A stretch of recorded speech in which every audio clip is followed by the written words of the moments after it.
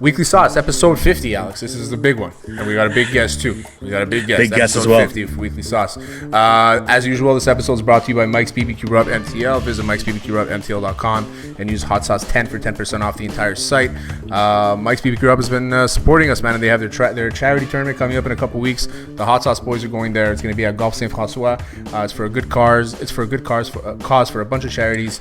So check it out. I think there's still some spots available. Go to Mike's BBQ Rub's Instagram profile and you'll be able to register there.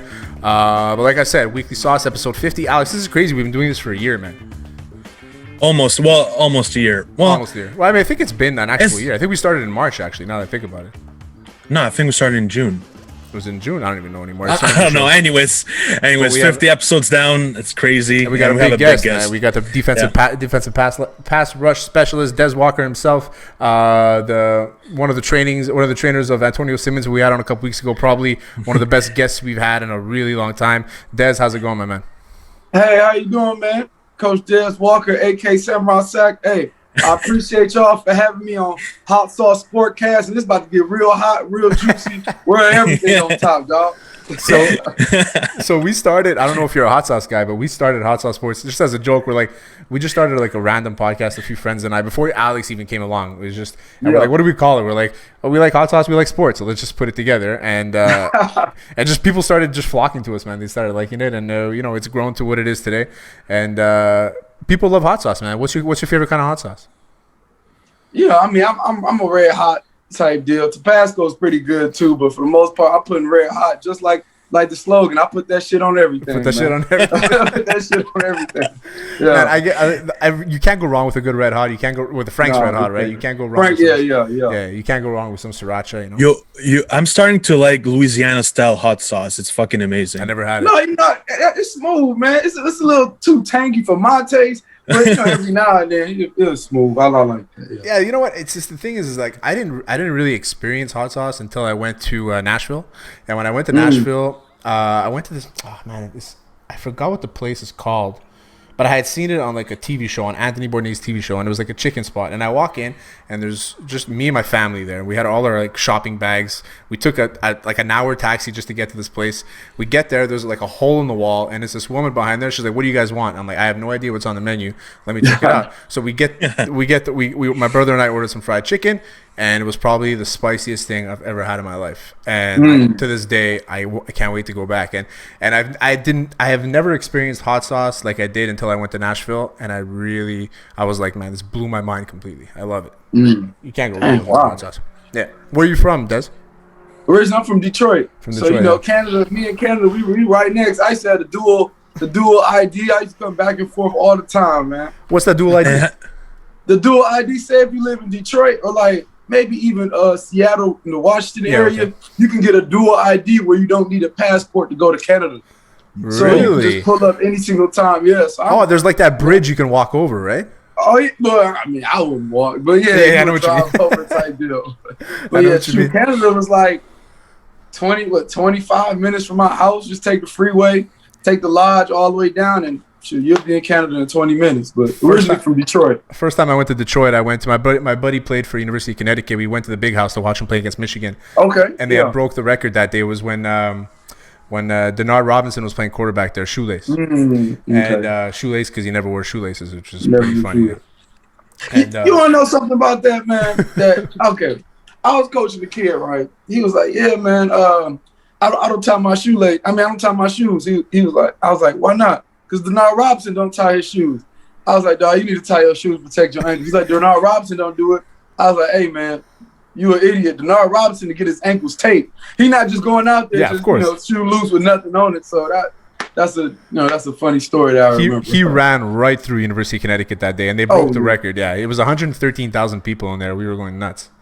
And to the point where we were cheering for Michigan by the end of the game. Oh, okay. Yeah, we just said forget it. We're like, forget UConn, Alex. And that's how did you end up in Georgia? So long story short, I was a former college coach at Sterling College. Eventually, I came down to Atlanta to come learn under Chuck Smith.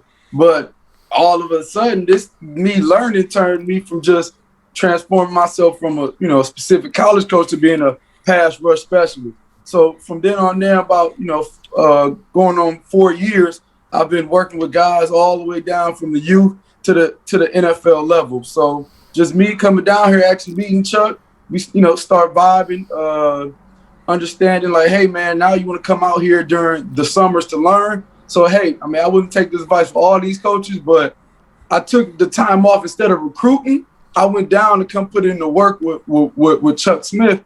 And then after a few summers of doing that, he was like, hey man, you should do this full time and come on board. And then I moved my way to Atlanta. It's good. How do you like Atlanta? Would you pick Atlanta or Detroit? What?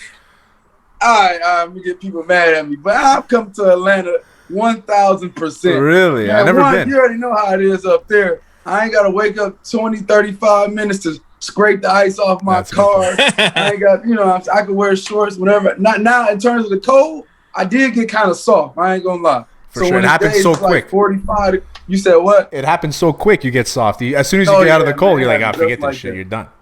No, absolutely, man. Absolutely. I get soft in a 2-week vacation in California. Like I come back and I'm like, okay, why am I here? You know what I mean? Yeah, it's the worst. Man, already, yeah. So you said you work with some guys from the U and the guys in the pros and stuff. What are some names some names that you work with that are currently in the pros and in the university? Some guys I work with Max Crosby. I work with Bud Dupree, Grady Jarrett, Cam Hayward, Justin Houston, Antonio Simmons. Oh yeah, man. I can go down the list. Antonio Simmons. Got my new guys coming in from Quincy Roche, Cam Sampler. The list goes on and on, but I do have stories for different guys if you want to know certain deals. But as we get into the Hot Sauce Sportcast, but the list goes down and down, man. Got guys down in Tampa for my man Raheem Nunez, aka Nacho. Yeah. Derek Morgan back in the day. Some of these OGs remember from the Tennessee Titan days. Gerald McCoy, I put some work in a little bit with Gerald McCoy. Oh, what a beast. Derek Brown came out last year, so this is a good group of guys. So this past draft, we saw it wasn't that big of a draft for edge rushers, but there's two edge rushers that are, for me, they're curious because for me, Gregory Rousseau and Jason Owe. Okay. So Jason Owe, when he was drafted, I'm a Ravens fan, so so in our Ravens group on Facebook, so it was fully divided. Some were super pissed, others were super happy because the pissed people were saying, hey, he had 0 sacks last year.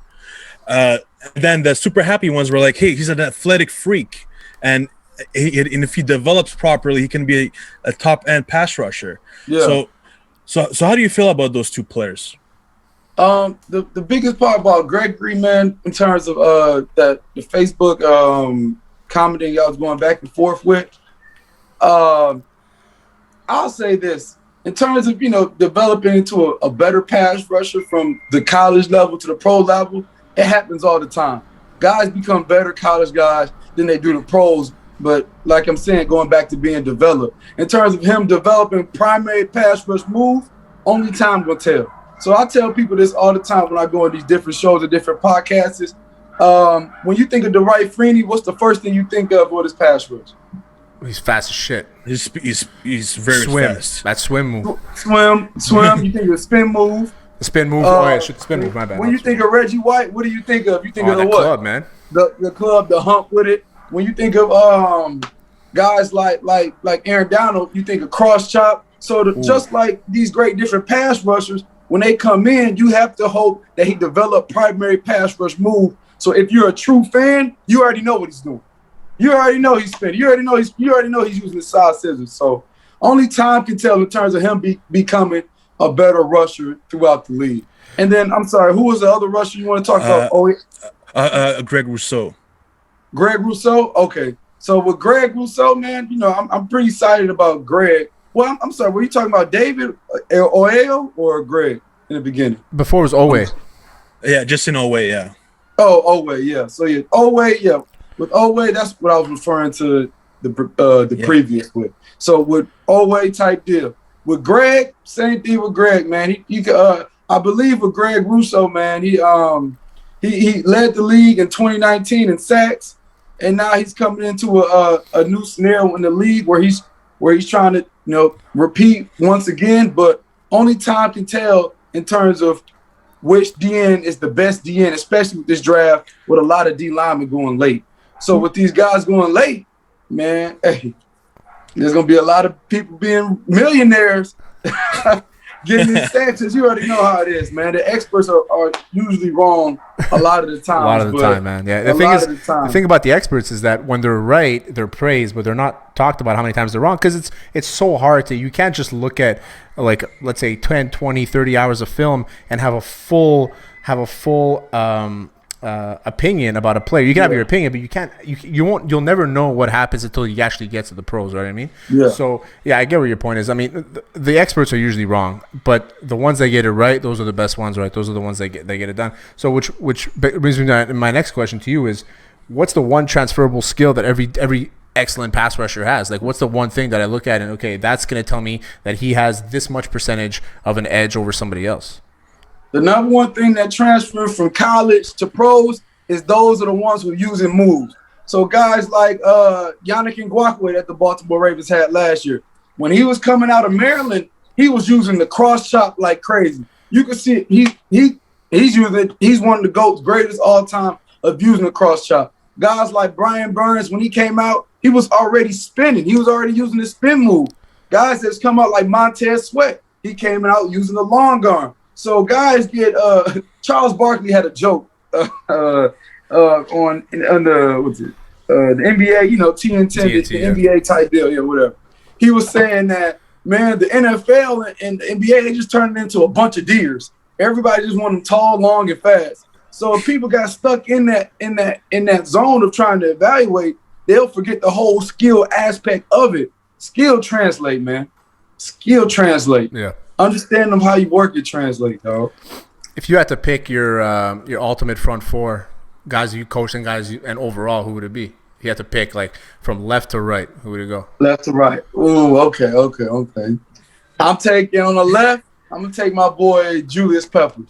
Now, for me, Julius Peppers is the GOAT in my book. Oh, there you go. He is the GOAT, man. But Julius, man, he could swipe, cross chop, head fake. Julius, one of them guys, man, that when I was watching him growing up, he gave me the sense of, like, man, this guy is unstoppable. But don't get me wrong, it's so much great pass rushers out there. Next thing I'm gonna go with my guy, Big Warren Sapp, dog. Of course. I just feel like Big Warren Sapp. That footwork, on one of the best footwork you ever see, yeah. No, absolutely. On the trench, it's a straight dog, man. Yeah. Warren Sapp. Next thing I'm gonna go with John Randall. So some people forget about John Randall. John Randall was he's probably the most skillful defensive lineman ever on the interior in terms of working that head fake, stutter, bull, sausage, slap, rip. John Randall was a straight dog. Next thing, I gotta go with the no-brainer. Invented the damn blind side. I gotta go with my man's LT, dog. LT, and that's my ultimate front four from a standpoint of how they're gonna work together, who's gonna set the tone. But that's where I'm going. Julius Peppers, Warren Sapp, John Randall, and LT. I'm surprised, man. I grew up a huge Reggie White fan. I'm not even like a Packers fan or anything, or an Eagles fan. I'm a Cowboys fan, but I loved Reggie White to the point, like, my first jersey, my first uniform, I begged them to give me number 92. I was like, please give me 92. I was like 7 years old. I want 92. That's the only one I want. Yeah. Okay. And Reggie White, man, he was a guy. I was like, this guy is like he was fast. He was strong. He was a bull. Dwight Freeney up there too for me. But Julius Peppers played for a super long time because he was so versatile, like you said, right? He was able to do it all, and he was able to graduate through the eras, and he was able to play for a really long time. 1,000%. Yeah, a very, very underappreciated player. Mm-hmm. But yeah, we'll be your front four, man. Let me hear what yours. What you got for me? Alex, you want to go? Then I'll go after. What you got, Alex? All right, my front four. I have to be a little bit biased here, so I'm gonna go. Okay, we're gonna go Ngata. He's gonna go Haloti Ngata for sure. And hold on. For sure. Okay, hey, Haloti was a yeah, he's good, but he's top four. Don't get it twisted. All right, okay, Haloti, all right. Okay, so I have to go with Terrell Suggs. I love him. Mm-hmm. Aaron Donald, because he's just a freak. For sure. Yeah. I have to go with Sap too because he's just amazing. Okay, yeah, big one. Sap has to be there. And the last one, it's tough. I'm surprised you're not saying his name. You spoke about him a bunch of times in the past podcast. Really? Yeah, you're super. You spoke to him to Antonio Simmons actually about him. Miller. Who, Alden Smith? No, Miller. Oh yeah, Miller, yeah. Oh, Von, okay. Oh yeah. Yeah, Von Miller. Yeah, Von Miller's sick. I mean, yeah. So I mean, that's a good list right there. Yeah, defensive tackles. I guess you got to go Sap. John Randall's a good one. I never would have thought of him. Even though I guess I'm too young. Cam Hayward and his prime was good. Cam Hayward is one of the powerful guys that would be great. Yeah, he was short.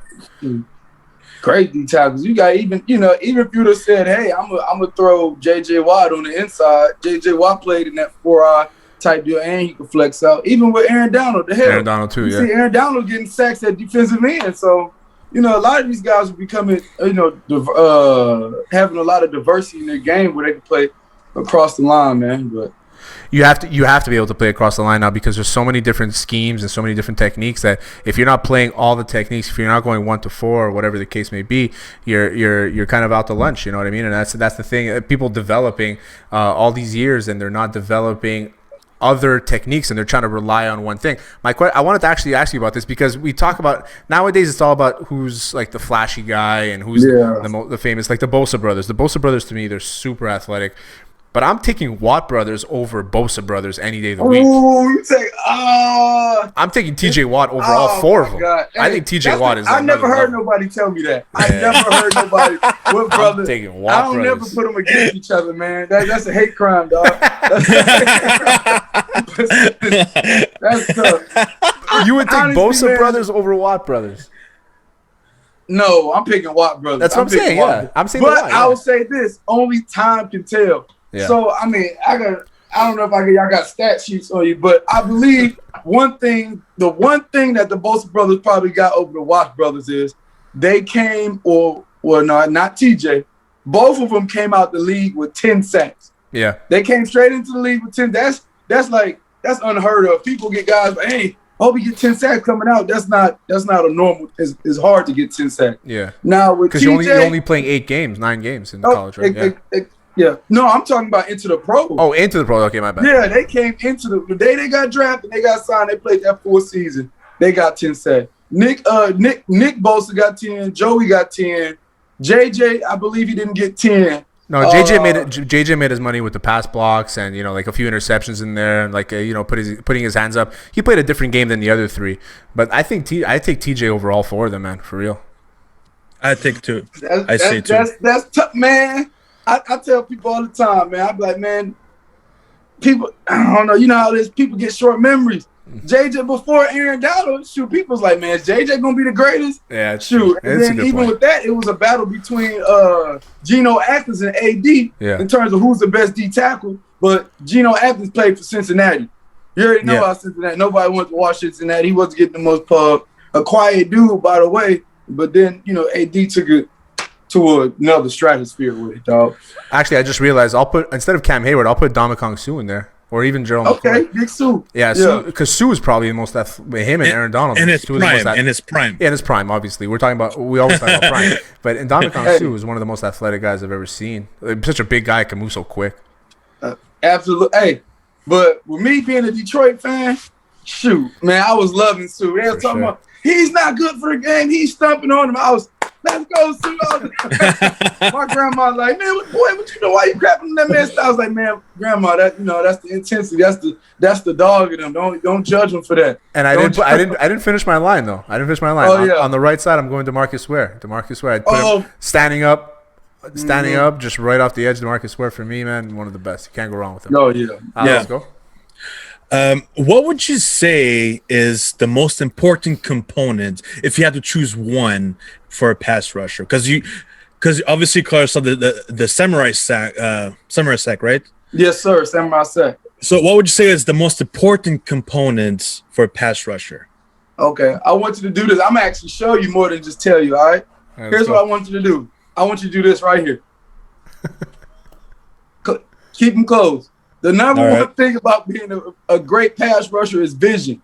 You can have hands like Floyd Mayweather, hands like Muhammad Ali, but if your ass can't see, hey, you're not working. You ain't got nothing to work with. So I tell people all the time, guys coming in, vets, getting older type deal. Vision is the most important thing, dog. Vision. Eyes on your work. You need to have eyes on your target. How you gonna get to the quarterback if you ain't got no eyes? If you're not looking at the person in front of you, in terms of where my progression goes, whether I'm looking at the ball or I'm looking at the offensive lineman, I have to understand where my eyes should be when I'm working my moves. Number one thing, dog. So, actually, I have a question for you. It's a little random. It's a little outside the box. But if you had to take a wide receiver, actually, take any other position other than offensive line on your team, and you had to transfer him to being a defensive pass rusher, to being a pass rusher, which position has the best skill? Are we talking running backs, wide receivers, DBs, tight ends? Who are we talking? And you can't say linebackers or O-line. Okay, man. So, am I picking a current NFL wide receiver? No, I'm saying, give me anybody. Anybody you could think of that a guy you can say that take that guy as he is right now, plug him into the pass as a pass rusher. Who would be the most successful? Let me go on mine. I want to say mine too after. Right, cool. Okay. I ain't got to think about this. Man, y'all got some unique questions, dog. Man, I ain't gonna lie. This really something to think about. Who I want? Alex, go now while Dez is thinking. Maybe it'll give him. It'll spark something for him. Honestly, man, I'll say DK Metcalf. Okay. Guy's got everything. Yeah, that's a good. That's like a little chipmunk in there. He juiced up. He'll come in. Yeah. And the guy's a sprinter now. He thinks he can do it all. I mean, it's tough. Absolutely. Yeah. Because you need size. I mean, how many 5'11" Dwight Freeney's are we going to see in the world? You know what I mean? Yeah, Robert Mathis type deal. Yeah, honestly, my guy, I think I'd take Derrick Henry. I take Derrick Henry, put him right there, and Derrick Henry's the guy. I think that he can play defensive. He can get 8 sacks in the NFL today. Yeah. Okay. Because he's got such quick feet, and that stiff arm. Absolutely. You know who I'm taking? Can I say two? Yeah, I'm saying two. For sure. I'm going to be cheating a little bit because I remember this. I'm going to take Jamal Adams. I love Jamal. My favorite player. Jamal Adams, my favorite player. Jamal had 8 sacks last year, so I'm cheating. That's true. I'm taking Jamal, and I'm taking my man's Honey Badger, dog. Honey Badger's been playing everywhere for the last, forever, dog. So I'm okay with putting him in the box, and I'm okay with just getting him off the edge and letting him rush. But from an offensive standpoint, I'll take offense. Give me Kelsey. Travis Kelce. Give me Kelsey. That's interesting. I think that's interesting. He'll be a good 5-tech type deal in terms, I'll take Kelsey. I have faith in him. That's good. So what did you think? What do you think about the draft class coming up this year? What do we? Who's a guy that we should look at today and be like, this is the guy? Some guys I want to go with. I want to go with one guy I've been working with. His name is Cam Sampler. He came out of Tulane. Some people don't know much about his story, but he was more on the younger side in college. I believe he went somewhere in the mid-4th round, but the Tulane guys were slept on this year. Just like we was talking about earlier, all these offensive guys we taken earlier, everybody, it's not going to be one of them classes where it's Phillip Rivers, Eli Manning. I personally don't see that. So them later round picks, which the NFL is mostly made of more later round picks than it is first and second rounders, is going to be emerging. I go with Cam Sampler. Let me take my man's. Who else I'm gonna go with?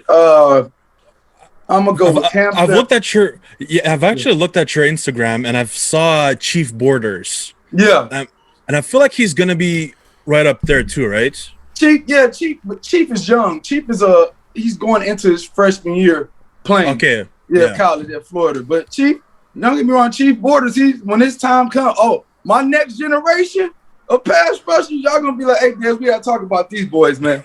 So, and I'm glad you went back and looking about the Instagram, because here's what I want to tell people, especially what I do as a pass rush specialist, in terms of what I see in the uniqueness.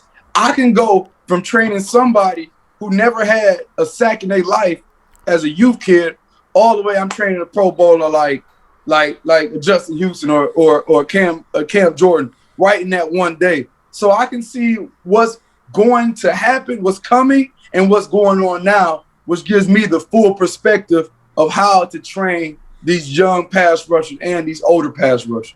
So last question before we let you go, and I mean, I love watching the combine. It's probably it's just fun to watch. It's background noise, take like 3 10-minute naps, maybe 10, and in the middle, and you wake up, you're watching the 40.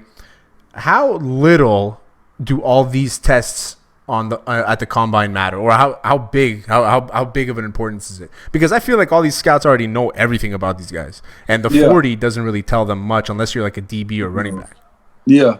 Absolutely, man. The first thing I tell my guys, pass rushers have no size. You can have a beer belly. You can have a 6-pack.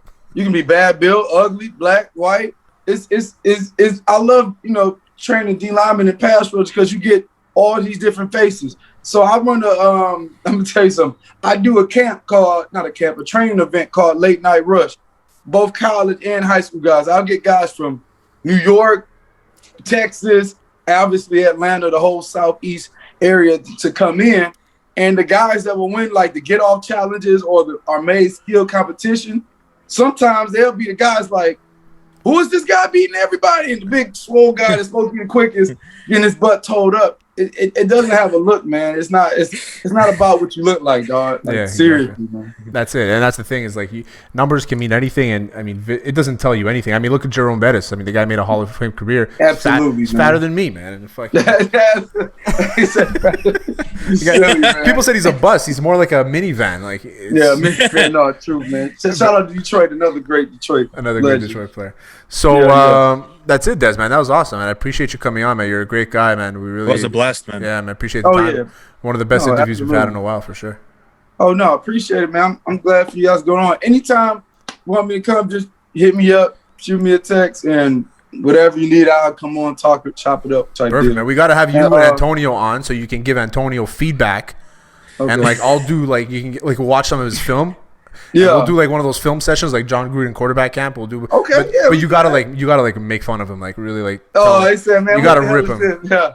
Okay, I got you. You know what I mean? And we'll bring on some of his Alouettes teammates like Chris Aki and guys like other guys like Jean-Samuel Blanc, some guys that you didn't work with, and you just gotta tell them that they're shit. You just gotta tell them that. That's part of the deal. That's part of the deal. Because we know they're good. They're playing pro football. Yeah, we just talking. Yeah, I'm with you. You know what I mean? Especially Antonio. I think we got to deflate his head a bit. Go ahead, Dez. Hey, is it cool if I give an outro real quick? Yeah, go ahead, man. Yeah. Hey, man, I'm on the Hot Sauce Sportcast. I'm your boy, Coach Dez Walker, a.k.a. Samurai Sack. Y'all need to tune in to my man Terry and Alex, man. The hottest sportscast in Canada, dog. Y'all need to listen to these dudes. If you a square, this ain't the channel for you, man. You need to scroll over to somewhere else, man. Anytime if you got guys that need pass rush training from all the way from the NFL down to the youth, you can call 833-222-7225. 833-222-7225 and get your kid trained up. Hashtag Samurai Sack. It gives me a little bit of a Mike Jones vibe when you said that phone number out there. Oh, you 281-334-80. Thanks, man. Dez, honestly, that was fantastic. Follow Dez Walker everywhere on Instagram, YouTube. You can go watch his stuff. You can see him training some of the best. Bud Dupree, Justin Houston, like you mentioned, and the future, man. If you're into college football and you want to see some young guys, what was the guy's name you mentioned? That was Chief Rogers. Is that what you said? Chief Borders. Chief Borders is coming out of Florida. He's a guy that works with Dez as well. Check him out if you want to be up to date with all the best pass rushers in the country. Check out Dez Walker on Instagram. That was it, man. That was episode 50, brought to you by Mike's BBQ Rub. Visit Mike's BBQ Rub, MTL.com, and use hot sauce 10 for 10% off. Put a little hot sauce. We can deal with some Frank's Red Hot around here because we don't have a hot sauce sponsor anymore. But Frank's Red Hot, put that shit on everything. We got to put Dez Walker on everything. Follow him everywhere. Yeah. That was Weekly Sauce. Peace.